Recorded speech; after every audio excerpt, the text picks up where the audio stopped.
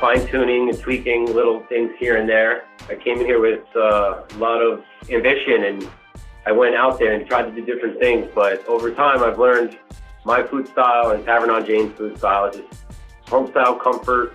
You want to feel like you're eating dinner at grandma's house on a Sunday night, every night. Welcome to The Profitable Table, fed by Woolco Foods, the nation's first podcast devoted to the restaurant industry. Now, here's your host, Woolco Foods CEO, Stephen Toboroff. Hello, everyone, and welcome to another episode of The Profitable Table, fed by Woolco Foods. Today, I am super excited for a lot of reasons. I'm going to have an opportunity today to interview Michael Stewart, who's the owner of Tavern on Jane, and Joshua Labadie, who is the chef. And the reason I'm excited is because, one, I lived on Horatio Street for many years, and Tavern on Jane was one of my favorite restaurants to go to. Two, Woolco Foods was located on Gansevoort Street for many years, so Tavern on Jane was a neighbor. But I'm mostly excited because I think that there's an enormous amount of information and knowledge that's going to be gleaned from this interview. So let's just get right into it. Michael and Joshua, thank you so much for taking the time to talk to me today. We're very happy to be here. Thanks, Stephen. Thank you. This is awesome. So, Michael, can you tell me a little bit about when Tavern on Jane started, how long you've been involved, how long you've been there, and sort of the background, please? Sure. I moved to New York in 85, and then in 87, I started looking for locations for my first restaurant. I, over the years, had several options come up. They just didn't seem to fit. And then in 1995, I found this location where Tavern on Jane is currently. A friend of mine just happened to speak to someone he met at a bar, and the guy said he was interested in selling his restaurant, and he hooked me up with the owner. And after a bit of negotiation, and it wasn't an easy negotiation, but after negotiation and everything was settled, we decided on a price, and we signed a lease in 1995. That's really cool.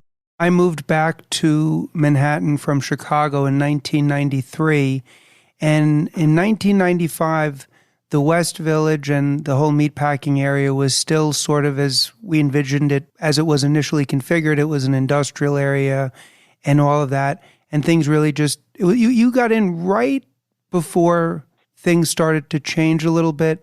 Although even as much as things change, the West Village always keeps its authenticity. When you bought the place, Michael, did you decide to make any sort of major changes, or did you make some tweaks, or was it something where you just saw that there was an opportunity there, you kept going, and over time the restaurant evolved as you went along? When I initially opened the place, it was a seafood restaurant, so what we wanted to do was create more of a local tavern feel. So they have a small bar in here. So we took the bar out and we built a new bar. We did some light renovations and doing some painting and removing of wallpaper and other things. The place was meant to look like a New England-style clam broth house or something like that. And so we had to make it more an American style so that it would have the feel of an American tavern. So we did that. We did some renovations in the kitchen. But fortunately for us, we were able to do all these renovations and open within 1 week. Wow. That's incredible. And you have one of the most beautiful outsides of any restaurant that I've seen. It really stands out, and it's unique, and it's beautiful. Joshua, when did you start as the chef at Tavern on Jane?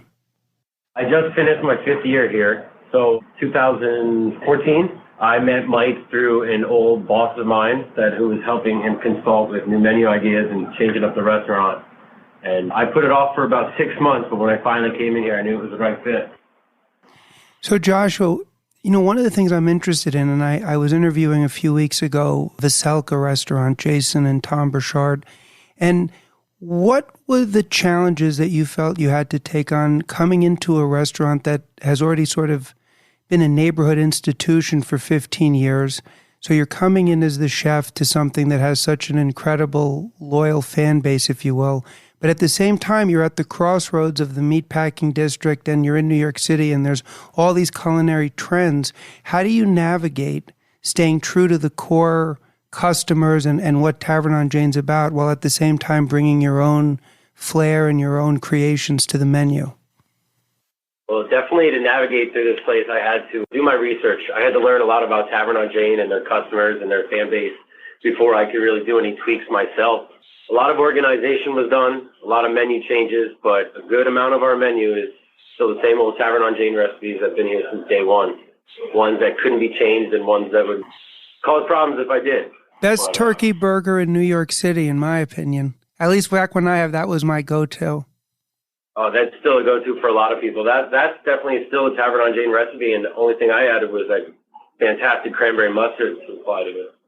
I give you a lot of credit because it's so difficult to execute great meals and to do it consistently. That's sort of the hallmark of any restaurant that's successful. And I think a lot of chefs, when they come into established restaurants, they almost over-try or they feel compelled to do something totally different and new to put their name on it.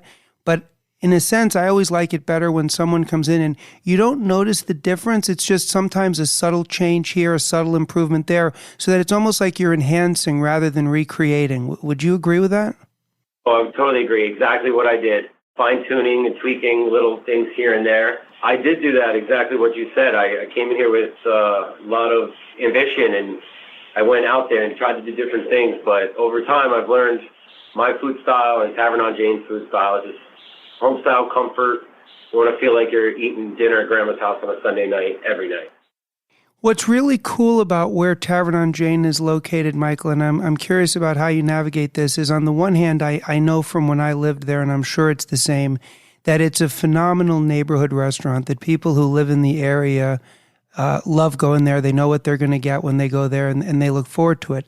At the same time, so much has changed around you, and there's a whole new influx of people. I mean, the meatpacking district's made enormous changes. The West Village has. How do you balance making sure that you're exactly what the regulars have wanted and look forward to, while at the same time reaching out and becoming an attractive option to people who maybe have never tried there before? Because you don't stay in business for 20 years unless you're executing at a very high level. And I was asking other people that question. I'm curious what your thoughts are on that subject. Well, it's funny. The restaurant in and of itself was kind of kept in a particular way for like 19 years.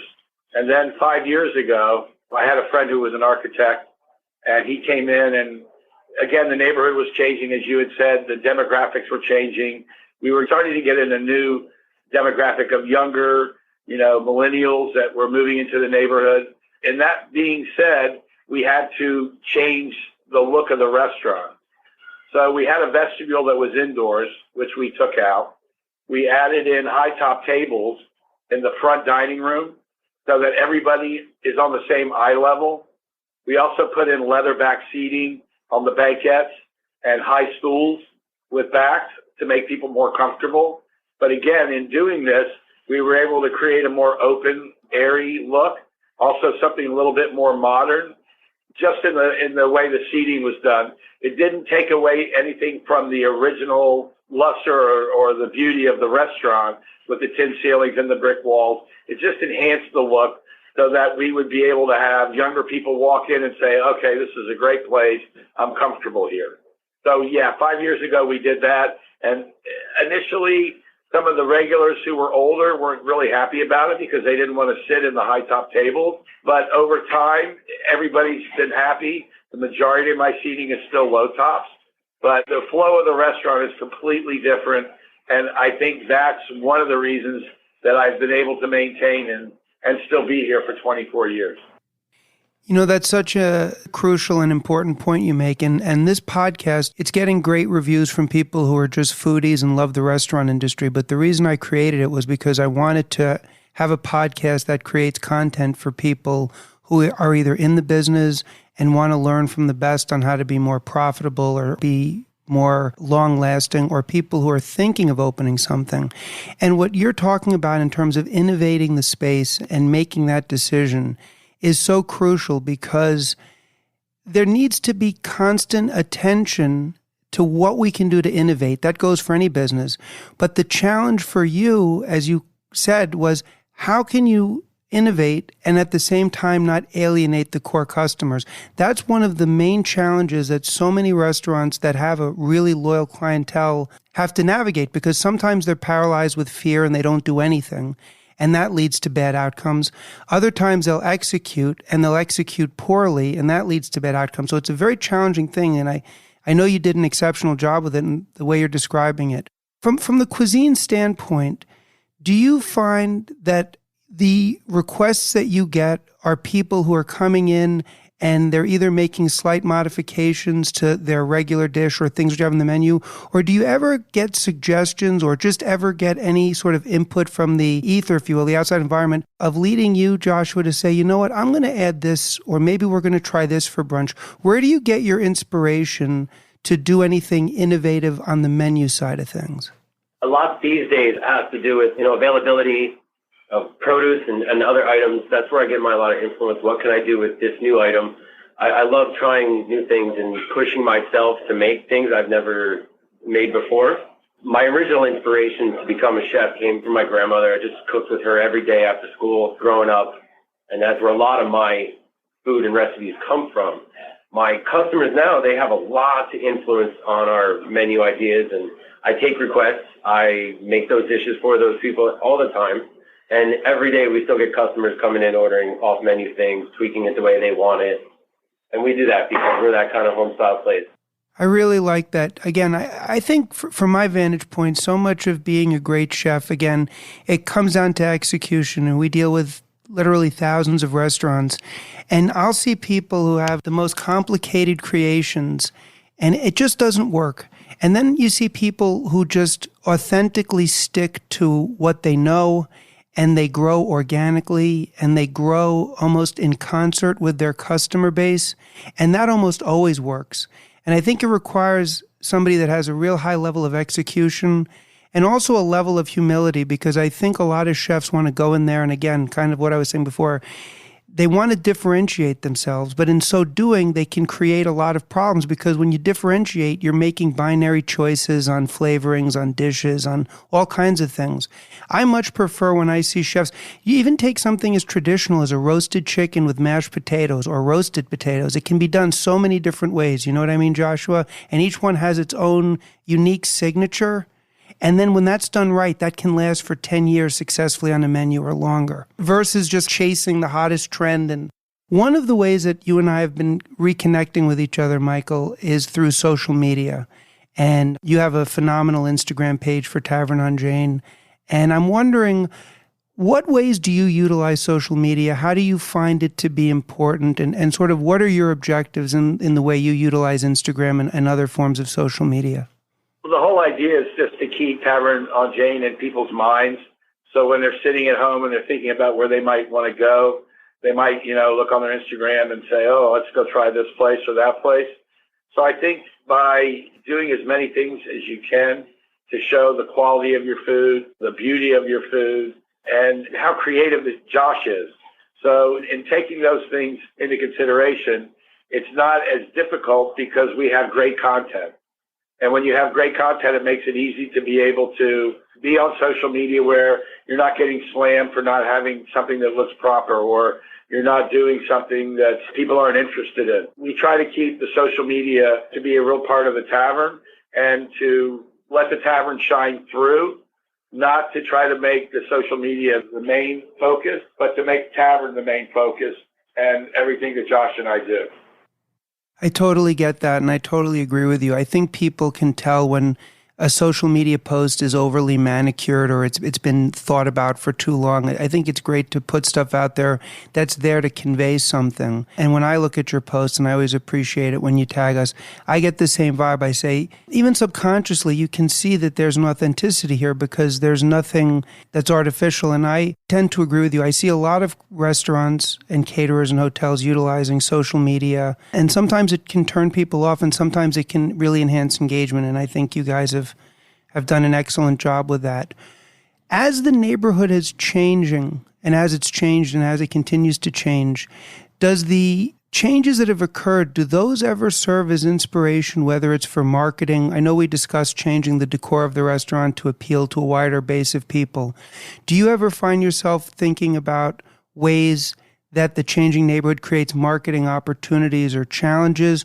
Or are you simply saying, look, we're Tavern on Jane, we're going to stick to our knitting, we're going to execute as best we can, and the rest will take care of itself, so to speak? I think if you're not aware of what the neighborhood is and what trends are going on in the neighborhood, then you're just being foolish.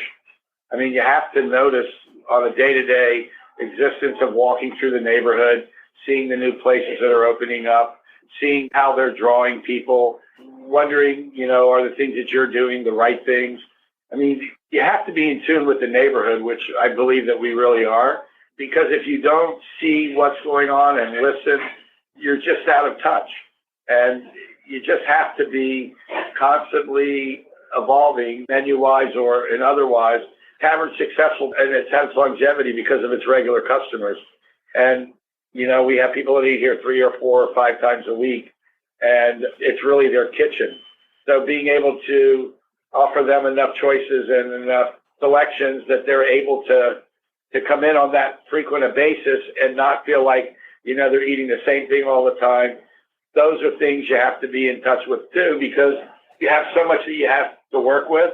And again, you have to know what other people are doing and what makes them successful, because it can help do that for you as well. Studying the neighborhood is a huge part. This is like you were saying, it's a changing neighborhood every day. From the weekdays, you get a lot of business crowd walking around, but then the weekends, you have tourists. This neighborhood is changing every day with the High Line, the Whitney Museum, and other local things that are popping up and closing down. It's a real difficult but really engaging topic to deal with. No, Joshua, that's a great point. And I was actually going to ask you a question which sort of piggybacks on top of this, which is, you're mentioning how you got the inspiration from cooking with your grandmother and that was, I guess, sort of been a lifelong passion of yours. I think people have now come to expect, when I was younger and stuff, when you would think of a tavern or something of that sort, I'm going back to the 70s, it was almost a quasi-hamburger joint. Now I think when people go, whether it's a place that's called a tavern or anywhere else, I think people are much more open-minded to seeing a lot of different types of things on the menus. I'm curious from your perspective, what trend in just the food industry in general do you feel is something that you're inspired by and something that you're thinking can last a while and are trying to incorporate into your menu? Is it plant-based? Is it some other trend that you've identified or even something from your past? Well, a few years ago, the trend was definitely plant-based, I feel, and healthy eating, but now it's gone on to moderation of what you want to eat. So I get a lot more customers these days looking for the gluttonous food, the heavy meals, the ones that make them feel good at the end of the night. In good ways, not so bad. But this summer I had a lot to play with different produce, and I got to explore different states and see different farms, and I've been getting a lot of inspiration through that way. And right now, cooking up in the kitchen, we're experimenting with a veggie burger or a plant-based burger, but we don't want to buy something. We want to make something ourselves. I think that's really smart because even though we sell all of the different brands, and I'm not going to mention them, and I think, people are a little more health conscious and what have you, and people are plant-based, but I think the next move on the chessboard, if you will, is when people think plant-based, they're going to want to think something healthy. But I also think there's that binary aspect to it, because at the same time that this plant-based thing and other trends have been going on, and I was blogging about this before, I'm curious to your thought, there's also been this trend that's been going on, which is just ridiculously over-the-top desserts. So you have sort of the black tap milkshakes, which I'm sure you're familiar with, and we have customers like Serendipity that do crazy desserts. But I think people are really in that direction, that when they want to indulge, they want to really indulge. And actually, that leads me to my question. What are your thoughts about that from the dessert side of things? You know what I'm talking about, Joshua, where these sort of over-the-top dessert creations that you're seeing in a lot of places? Customers definitely eat with their eyes these days, and they go to places just for those Instagram trends and those pop-up videos, coming through. I love playing with our desserts. We make all our desserts here handmade. What I'm a fan of is taking something simple as a brownie and taking it a couple steps up, keeping it that traditional, but also not. We have a couple things I'm tweaking on the new menu additions coming up. Everyone's had a churro before, but the way I'm going to do it is going to be unique, and no one's going to see it like that before. And it's going to be very interesting to see what kind of Instagram and influence trend that it gets. Here's a question I have also. I remember when Woolco was in the meatpacking district, I would get lunch delivered relatively frequently. And I remember to this day, I know it sounds crazy, but I do remember it, that the food was amazing and it came delivered. It tasted the same as in the restaurant. With the Grubhub, Seamless, that whole thing, I assume you still do delivery, right? Of some sort? We don't do deliveries anymore, but we do have a very large takeout fan base. Even better. So that's even to my point. When you're doing stuff for takeout versus dining in, do you feel you ever have to make any adjustments to accommodate the takeout side of things? Because that's been a trend that I've been getting some emails about and other people, which is, yes, meal delivery and takeout, I view them as the same, is becoming perhaps more common, perhaps not. But to ensure the integrity of the meal, whether it's in takeout or in the restaurant, is a big concern because restaurants are saying, look, we have these magnificent creations. Some of them don't travel well, some of them do, and it's sort of a challenge to navigate. Is that something you've had to think about or come up against? We definitely work around those issues. I definitely want that burger that you're going to sit down and eat. It's going to taste just as good if you want to sit on your couch and eat it. We package it up in a nice, eco-friendly way with the bun on the side and make it so when you do get home, you can assemble a nice, fresh burger without having a soggy bun or lettuce. Same with the pastas and all our other entrees and even pot pie. We have a big fan base for our chicken pot pies on Thursdays, but for to-go, it's very doable. I just cut it a little differently and put it in the to-go containers. You still get that puff pastry and that nice flaky crust. That's awesome. And believe it or not, Joshua, your idea of putting the bun on the side, there's so many places that are going to be blown away after they hear that, and they're going to start doing it because it's such a smart idea and it's such a way to, as you say, maintain that quality. Michael, one thing I know from the years I lived there and afterwards, that you're very involved in the neighborhood. I know you have that street fair, and I know that you're involved. And this was a similar dynamic, actually, with the Burchards at Veselka, where they've been in business there for many years. They're involved in the Greenwich Village Historical Preservation Society. As a business owner in the village, how important or how big a part of your day is your involvement in Tavern on Jane, being involved in the community and the participation you have? I don't want to say community activist, but I want to say a community participant, somebody that cares about the neighborhood. How do you balance that with also owning the restaurant? And how do both instruct sort of your day-to-day existence in Tavern on Jane? Well, Tavern on Jane in and of itself has become a massive part of the community just because there's so many locals and so many regulars that are in here, but those individuals are also part of the Jane Street Block Association, or they're part of Community Board 2, or they are from Cory Booker's office, or they're from any other number of community-based functions. So what we do is, aside from the block party, we do a lot of other community work. The Grove Pharmacy, they do a health and wellness once a month, and they do it at the West Beth Theater, and they do it for seniors there. And they do that once a month. So we donate the wraps and the salad and the food so that these individuals, on the day of they're doing their health and wellness, it gives them the opportunity to have a fresh meal. And it's become a big hit with the local neighbors and the senior neighborhood. And then we do a lot of work with the schools. And so we do a lot of different things with them, for their annual auctions or spring auctions, or anytime they do anything with that. So that keeps us involved with the families. I do a golf tournament every year. And when I do my golf tournament, I raise money for charity. A friend of ours passed away on 9/11.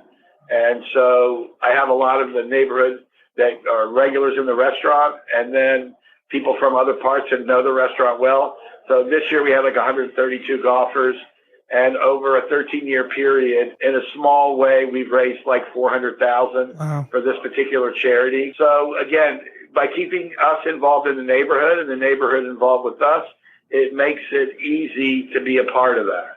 And aside from that, I sponsor a few hockey teams that play over at Chelsea Piers and the soccer team down that plays over on Hudson Street from the local school. So, we just try to be as involved as we can be. So, yeah, day to day, it just depends on the day. There seems like there's always something to be done.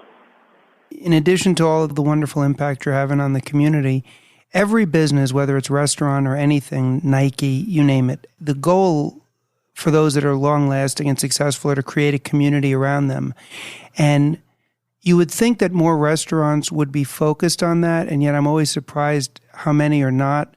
And you've done such an incredible job doing that.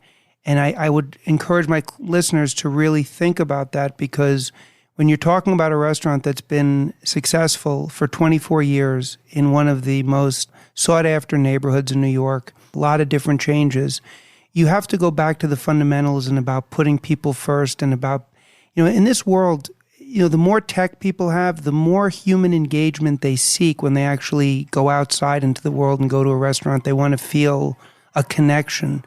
And you've done an absolutely spectacular job doing that. And it actually leads me to a question I have for Joshua, which is, in talking to you, I can really hear your passion, and I get a sense of your love of what you do. One of the crucial things about any restaurant is the service that the patrons get. I know the food there, and I always remember the vibe being phenomenal. But as I said, I don't live in New York anymore. How much time do you spend training, or probably not even training, but what are your thoughts in terms of what the staff, whether it's bartenders, whether it's back of the house, whether it's front of the house, what is the philosophy that people need to have? Because I've always said a guy can or a couple can go into a restaurant, and if they have a phenomenal experience with the people they interact with, even if the meal is not as great as they'd like it to be, they will come back because they felt great about the experience and the way they were treated. Whereas conversely, you can have the best meal in the world, and if you have a horrible experience with the humans you're interacting with, you probably won't go back. So how much thought do you give into that aspect of the business? And being in business for 24 years, you've had an enormous amount of data to look at. What are your thoughts on that, Joshua? My thoughts are pretty simple. Keeping everyone involved, taking the criticism, taking the compliments, and making sure everybody knows what they're serving. My staff knows my menu through and through.